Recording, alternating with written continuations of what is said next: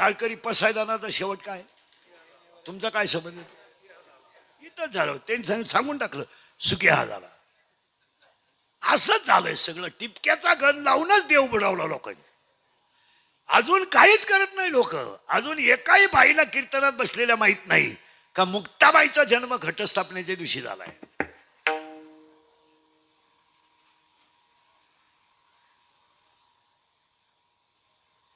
माहित आहे तुम्हाला? माहीतच नाही. तुम्हाला अजूनही माहित नाही का बहिणाबाईचा शेवट आणि त्याच दिवशी झालाय घटस्थापनेला. तुम्ही काय नमस्कार एवढ्या भजन्यांना सुद्धा अजून माहित नाही का माऊलीचा जन्म आणि कृष्णाचा जन्म एका दिवशी आहे. आम्हालाही माहित नव्हतं. माहितच नाही. कृष्ण जन्माचं कीर्तन करणाऱ्यालाच माहित नाही.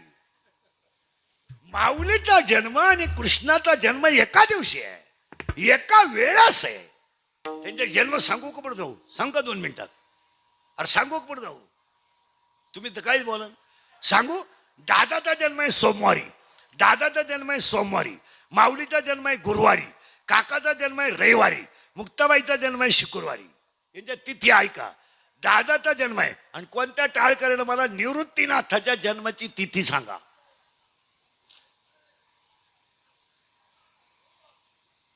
अर्धा तास घे, मी बसून घेतो. नाहीये. दादाच्या जन्माची तिथी आहे माघ वद्य 1. माघ वद्य 1 ही दादाच्या जन्माची तिथी आहे आणि निवृत्ती दादाच्या जन्माच्या तिथीलाच जोग महाराजांचा जन्मदिवस आहे. त्याच्या पुढचा माहित नाही तुम्हाला.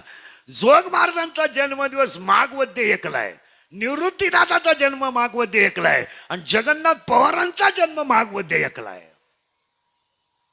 जगन्नाथ पवारांचा जन्म सुद्धा माघ वद्य 1लाच आहे. दादाचा जन्म सुद्धा माघ वद्य 1लाच आहे आणि सद्गुरु जोग महाराजांचा जन्म सुद्धा माघ वद्य 1ला आहे. तुम्ही करीत काय होते इतके दिवस? आता यांच्या समाधी आहे का? ती आहे. आता समाधी आहे का? दादाची समाधी आहे ज्येष्ठ वद्य 12, माऊलीची समाधी आहे कार्तिक वद्य 13, काकाची समाधी आहे मार्गशीर्ष वद्य 13 आणि मुक्ताबाईची समाधी आहे वैशाख वद्य 10. दादाच्या माऊलीच्या समाधीत आणि काकाच्या समाधीत 1 महिन्याचा गॅप आहे. ती समान आहे. वद्याचे आणि 13चे, वद्याचे आणि 13चे. फक्त इकडं कार्तिक आहे आणि तिकडं मार्गशीर्ष आहे.